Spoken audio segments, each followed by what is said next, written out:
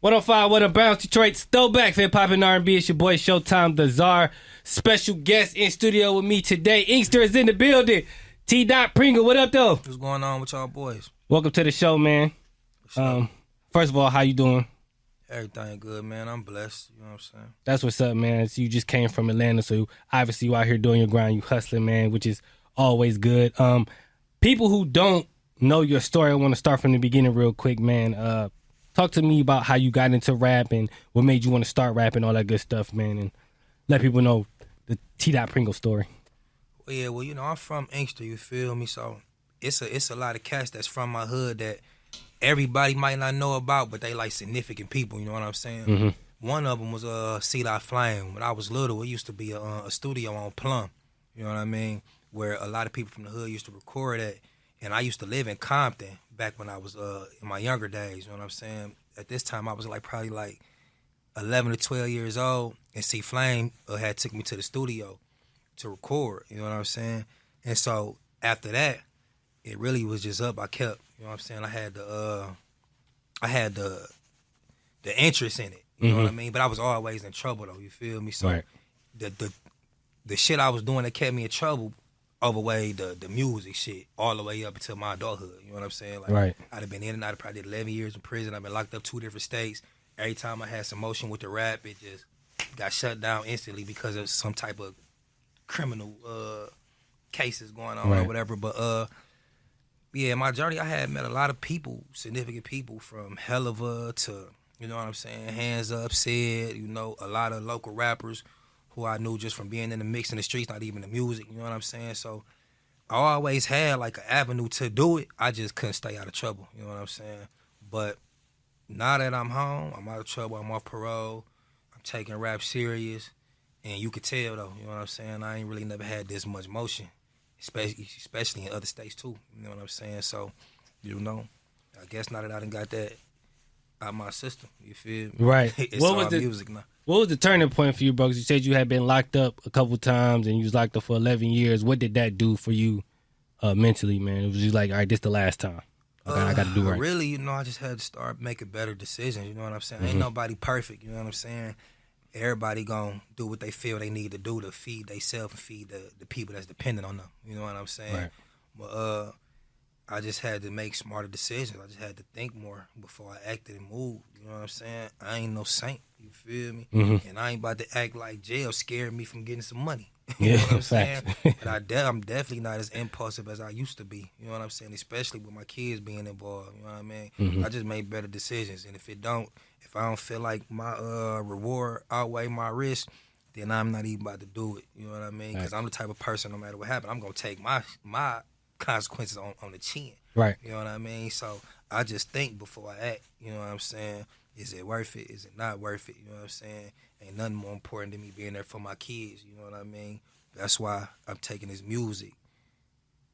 It's more serious now. It's not just a hobby no more, you know what I'm saying? As long as I can feed the people depending on me with this music, I'm going to be doing music. And that's what it's looking like right now, you know what I'm saying? Music opening a couple doors, you feel me, that didn't used to open before.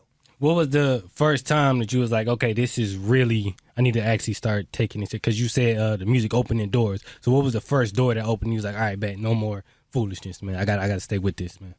I think when somebody paid me $2,500 for a feature in the video. What? You know what I'm saying? Yeah. So that's when I was like, okay, damn. I wasn't even looking at myself the way other people was looking at me. You know what I mean? Me, I'm a street cat from the hood. Right. You know what I mean? That just happened to, you know, rap. You feel me? But when I started to realize how much influence I had. That was your first feature? They paid you $25? No, that was my first feature. Oh, okay. I was about to say, but your first one? When I got that much for a feature, that's when I was like, got you. I had to sit back and, you feel me? I had to sit back and evaluate some things like, damn, if I can do this right. more often, whatever I did to make him feel like he wanted to give me $2,500 to, you know what I'm saying, for me to be on the song and the video him, that he felt like it was going to do something for him. You know what I mean? Yeah. I'm like, okay, I got to stay tapped into that market. I got to make sure, you know what I'm saying, that this is like something that's prevalent, that not just happening every now and then, but happening all the time, because that's how a lot of people is out here eating on stuff like that. You feel me? So when I seen I could, that's when I was like, okay, I got to take this more serious. You know what I'm saying? Got you. You performed at the Inkster Fest a couple years ago, man. Talk about that experience performing in front of family, friends, peers, people that watched you on your grind to see you perform on that stage, man. How did that feel? Yeah, that was one of the best feelings in the world, you know what I'm saying? Because they say you get the most hate in your hometown. You know what I'm saying? I've heard that. A lot of people say the philosophy is that you gotta go outside your hometown and then come back. Yeah, and then come I've back. Heard that before. They used to seeing you and growing up with you, and a lot of people that grew up with you, if they start to see people putting you on a different pedestal or looking at you in a different light, and they feel like they the same people that then played curveball with you, then street fought with you, then sold dope with you, and now to say we was right here, but not people putting you up here, it kind of make them feel like to acknowledge you up there is to lower they own value or image. You know what I'm saying? So a lot of people don't like to do that because they feel like y'all the same people, so they don't like to give you your props when you earn them. You know what I'm saying? So, but when I did the Inkster Fest and when I seen the response from the crowd, you know what I'm saying? That was it made me feel like, you know what I mean? Okay, I might be a little different than the average person because, you know what I mean? I don't really get that type of hate from my hood. Right. Not the majority. You know what I'm saying? Like Inkster small, things happen. It's gonna be, you know what I'm saying, heads bumping or whatever the case may be. But for the most part, my hood behind me for sure. That's what's up, man. I'm glad to hear. And they definitely are, man. I see a lot of support coming from you. A lot of people, reaching out to you all the time, and they just saying like, "Yo, this guy's it." You know what I'm saying? So, talk about your relationship with Helluva and Ant Beats, man. How did that come about, man? I see how they helping you with the showcase that you got coming up, right? Yeah, hell yeah. So, and Helluva did, well, they both produced for you a lot, man. Ant Beats did your most recent project, Surgical. He helped with that, correct? Mm-hmm. So talk about how that relationship, man. How did both of those, what was it like linking up with both of them? Nah, I believe the first time I met Helluva, Face from Inkster from the hood. Okay, yeah. Face had took me to Helluva because he wanted me to get a beat from Helluva. You know what I'm saying? And when I went to Helluva Studio, when he had it downtown, he was still downtown. When I ended up meeting him and kicking it with him, it was like Helluva had seen something in me, you feel me, that made him lock in with me to this day. And this was in 2017 or 15. This might have been 13. I don't know. I get with the time, I kind of lost because of all in and out of the jail I did. But it was like either 2000 and I want to say it might have been 2015. Ever since then, we've been like that since when I first met him because, you know what I mean, I get, people recognize, you know what I mean, real, especially a cat like Helluva because he's genuine. He can see the fakeness or the genuineness in you. You know what I'm saying? Right. So Face ended up introducing me to Helluva, I believe. I don't think I met him before then. So I think that's when I met Helluva, and we just liked it since then. You know what I mean? He one of the ones that was just like, man, you got to stay out of trouble. You know what I mean? Yeah. Like our first song was hard, to Respect the Shooter. You know what I'm saying? But I ended up getting locked up. You know what I'm saying? I came back out. We got back at it. I got locked up again. You know what I'm saying? So this I've been home, I think 5 years now. I got off parole and everything, so we just been rocking. You know what I'm saying? He happy, proud, shit. I'm happy. And Ant Beats just came through the mix just for me being around people like Helluva. You know what I'm saying? And one of my mans was recording with Ant Beats, and I was up there at the studio with my mans, and he already knew who I was and shit and stuff. But and he like, shit, let's do something. I'm ready if you ready. You know what I mean? Right. And we came with that. Surgical. Why the title Surgical, man? Where'd that come from?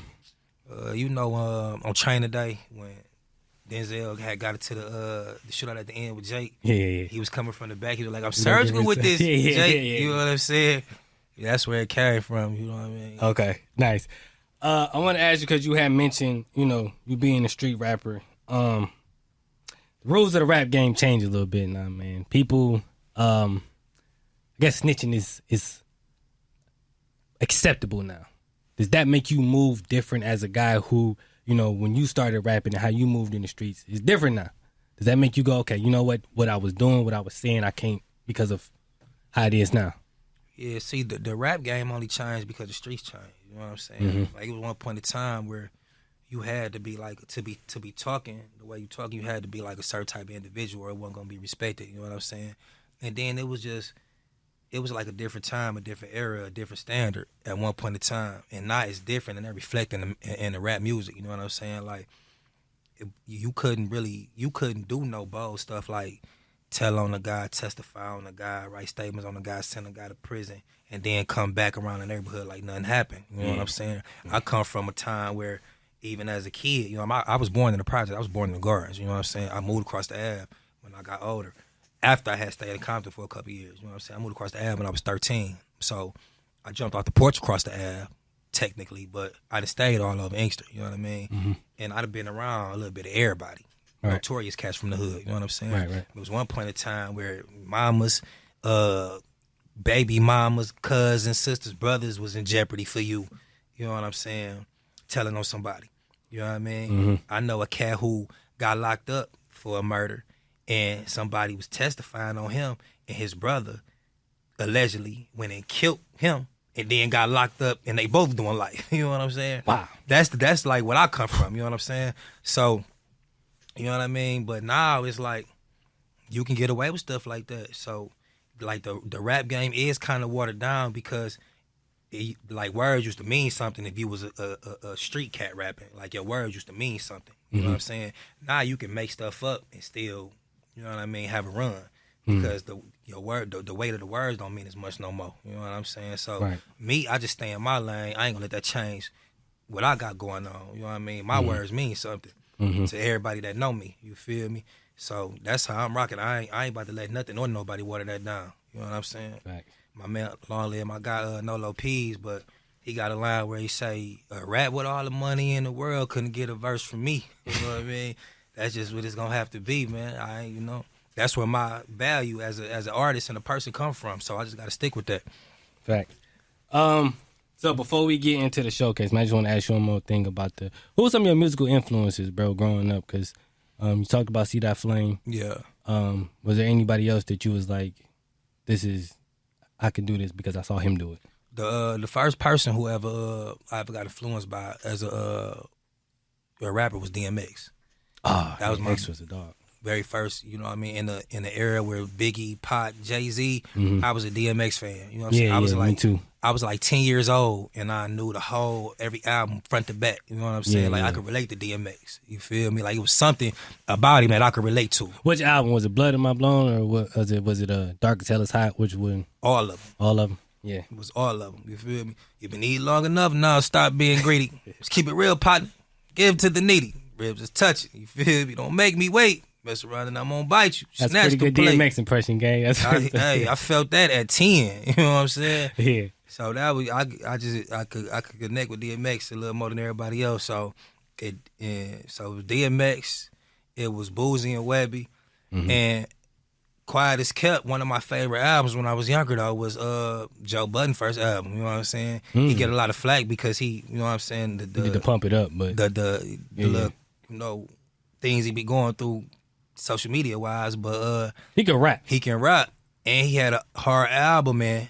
I be listening to what people be saying because I be around so much. I grew up around so much street stuff that when I hear somebody rapping street stuff, I really, even as a kid, I be analyzing and weighing it up. You know what I'm saying?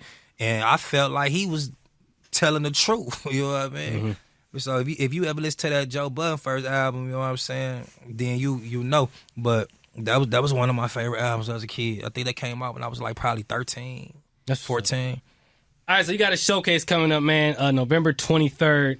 Now, originally it was for Inkster artists, but now I think you've opened it up to pretty much everybody, right? You still? I was going to open it up to everybody because I ain't think all the Inkster artists were serious, you know what I'm saying? But now they came around. Now they came around. Once they saying I was about to open it up to everybody, the slots got filled the same day. You know all right, so I'm assuming So shout out to the hood for standing on business, you know what I mean? I seen that, I'm assuming that you saw the same post that I saw where it was like, who's the best rapper in Inkster? And it made you go, okay, let's do something with this. Why was that important to you, bro?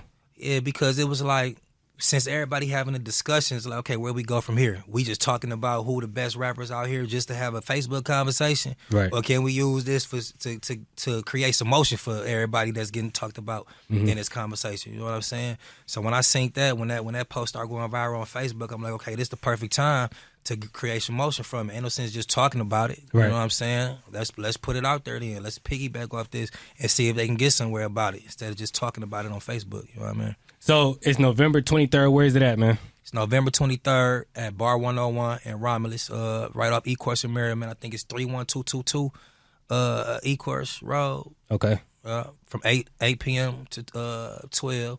We got Helliver as one of the hosts. I mean, it's one of the judges. We got Ant Beast judging. We got Brandon Smith. He the owner of the Star Factory. He judging. We got E, Get Your Life Entertainment. OG, Inkster Native is one of the judges. And then we got Murder Mid Media as one of the judges. And then we got Molly Brazy up in that thing hosting. So, you know what I'm saying? It's going to be a night. It's going to be a lit event for sure. That's what's up, man. Last thing, and I'm going to let you get up out of here, man. First off, well, actually, two more things. What do you think is next for Inkster artists, especially yourself? Where do you think we go from here? Because the motion is there, but it's just like we need another push. What is the next thing that we need to do to put, foots on the next, man? I think the next thing for Inkster is one or two artists getting all the way in the door and then just bringing everybody else with them, like the Flint wave. You know what I'm saying? I think it's like a Flint.